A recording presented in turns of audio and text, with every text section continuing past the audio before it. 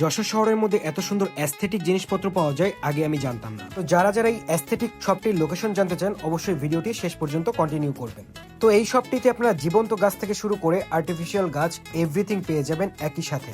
তাছাড়া মাটির বিভিন্ন তৈজসপত্র, আর্টওয়ার্ক, ক্রাফট এভরিথিং রয়েছে এই একটি শপেই। আপনারা যারা মাটির জিনিসপত্র বা ক্রাফট পছন্দ করে থাকেন তারা এই শপে আসলে কিছু না কিনে যেতে পারবেন না, কারণ এই শপটিতে এত এত সুন্দর এবং ইউনিক জিনিসপত্র রয়েছে যে আপনাদের চোখই ফিরাতে পারবেন না আপনারা। ফার্স্ট টাইম শপটি ভিজিট করে আমার এতটাই সুন্দর লেগেছে যে আমার সবকিছুই কিনতে ইচ্ছা করছিল, বাট আমার কাছে যেহেতু টাকা নাই যার কারণে আমি সবকিছু কিনতে পারি নাই।